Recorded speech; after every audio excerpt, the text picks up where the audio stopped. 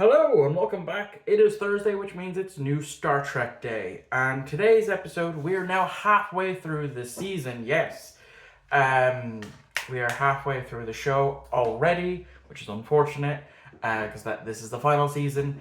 So episode 5, Starbase 80. Also, if you see the fact that this side where my hand is a bit blurry, that's just the way my screen protector was put on the phone. I'm too lazy to flip it around to the back camera to record this. So what did I think of the episode? It was okay. It's another week of an okay episode. There's not really much of an A and B plot. I mean, there technically is, but not really. So as the Cerritos are trying to head somewhere, the navigation gets knocked out because they've just finished on this water planet, and they're going to do their own. They have to go to be somewhere within 24 hours. And after having their nav knocked out, they're like, "Oh, what's the nearest starbase?" And it's Starbase 80, and they all start to freak the fuck out because they've heard a lot of horror stories about Starbase 80. And it's the only way there. Because they could have gone to Deep Space 6, but that impulse would have taken 400 years. And Mariner is the one that is the most upset about because she's already been to Starbase 80, back in season 3, I want to say, was when she was sent to Starbase 80. And so obviously they go back and they see just how bad it is, and it is bad. This starbase hasn't been had any retrofitting since the 2260s, and it's just fallen by the wayside for Starfleet, where they're just not as focused on it. So yeah, we get two groups splitting because they need that navigation part. So we have Ransom and Freeman going to try to get the nav, to find the chief engineer to get the nav, and then we have our lower deckers, going off with the captain of Starbase 80 to have a look around, and one thing I do love is that when we do see the Starfleet personnel there, they're wearing the Enterprise era uniforms, which is funny because prior to them stepping foot onto Starbase 80, they all had to go into the decon chamber, which is another callback to Star Trek Enterprise, because that's after going on any planet, because they did have transporters, but they weren't like the transporters that would have been around nowadays in for lower decks.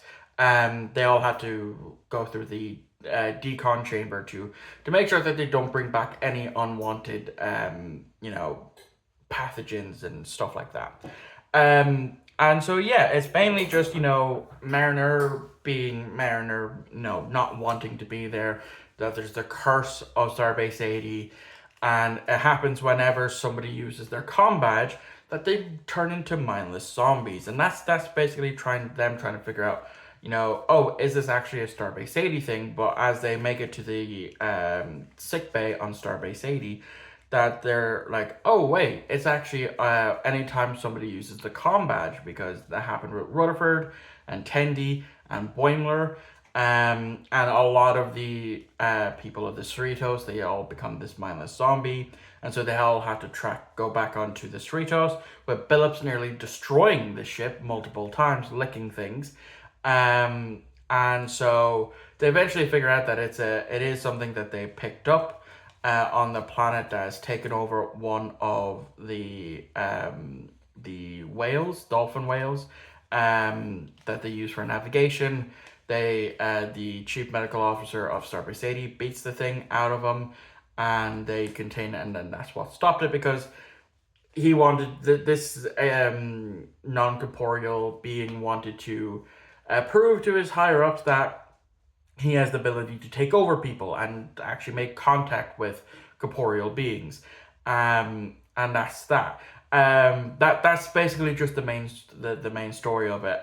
Whereas with Freeman and Ransom, as they're trying to track down the chief engineer, they go up to the main observations, which it looks exactly like a TOS style Constitution Clash bridge in certain aspects of it. We also get the TOS style, the lifts, the turbo lifts, where you actually have to crank it and say where you want to go, which is again really nice to see. For there's a lot of callbacks for a lot of us fans that love the original series, and yeah, it's basically before they leave, they decide to do fix up enough of what they can for Starbase 80, because like the Cerritos, Starfleet usually forgets about these types of ships and star bases. And that's the end of the episode. Like I said, it was okay. Freeman was obviously freaking out about her alternate counterpart of how she managed to end up in Starbase 80, and so she's trying to prove to herself that she won't end up there. But not enough time is really spent on that. It's more so on focused on our lower deckers. A Mariner being very upset to be back on Starbase 80. So yeah, it was just an alright episode. I didn't mind it all that much. It wasn't bad. It wasn't great. Definitely a lot of Easter eggs that I probably have missed.